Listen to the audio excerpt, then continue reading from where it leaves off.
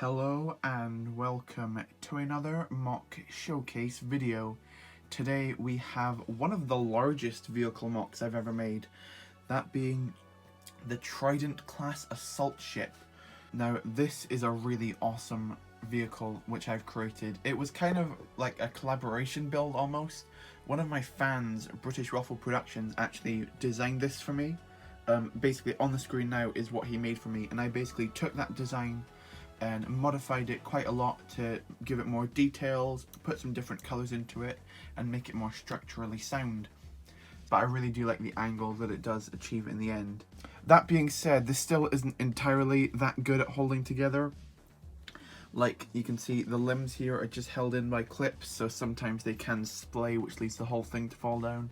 And some of these panels also do not do a great job of sticking to where they should be, because each of these are only held on by one stud each.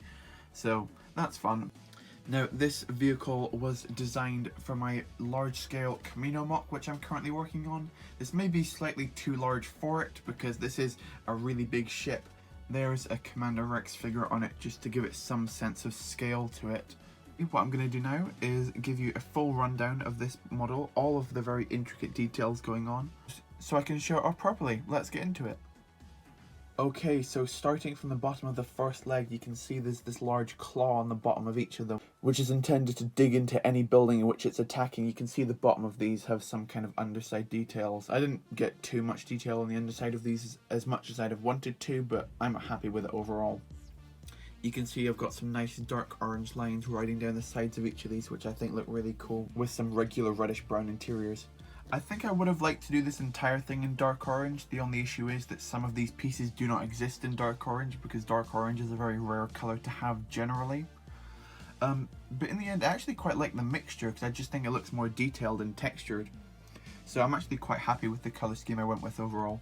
The details of each of the legs weren't me necessarily trying to recreate anything, besides the bottom bit, because I knew that had to have some kind of claw, but these ones were kind of just from my own imagination. Technically these legs probably should be a little bit longer than they are. The only thing is that this would just make this even weaker, so I'm just happy with how this sits currently.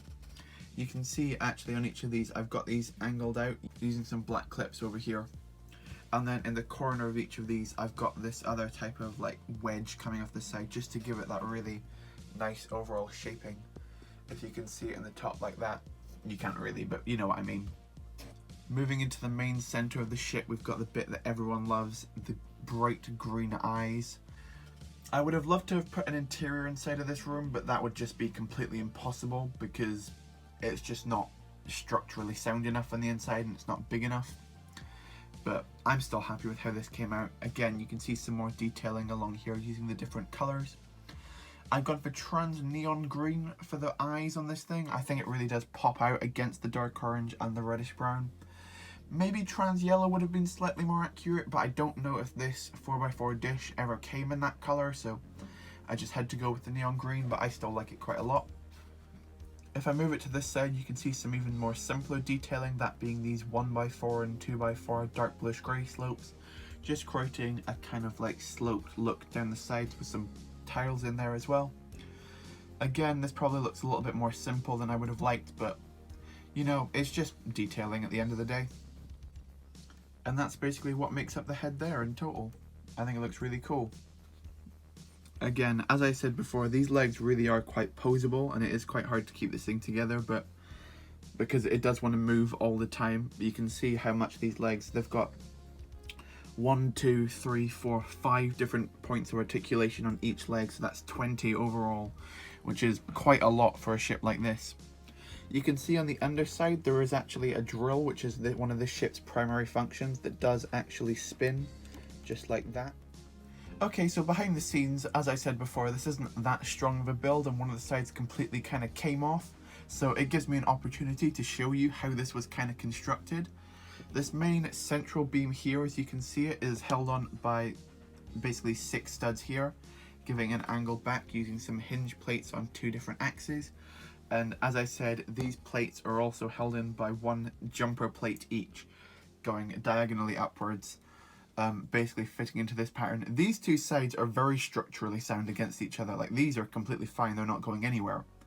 But these different panels are a different story entirely.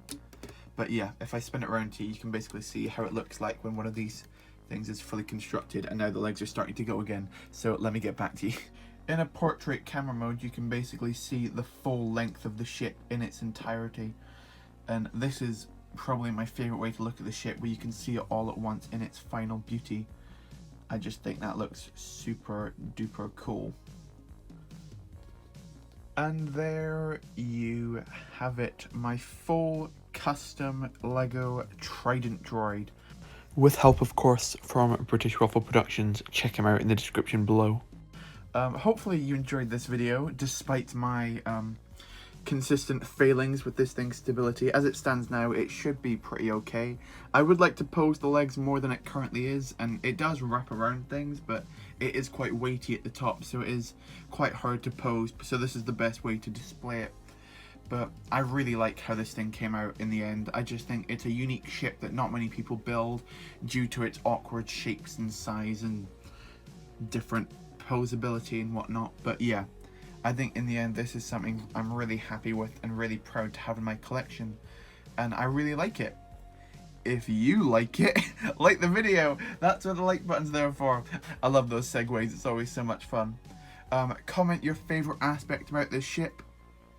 For me, I really like just the shaping down each of these sides, with like how I've got these wedge plates around each of these 4x4 dishes. I think that looks really cool. And subscribe if you're new, if you want to see this Trident droid in my Camino MOC, or if you want to see the Camino MOC, as well as a bunch of other LEGO Star Wars MOCs I upload every single week to the channel. Thank you so much for watching. As always, I really do appreciate it, and goodbye.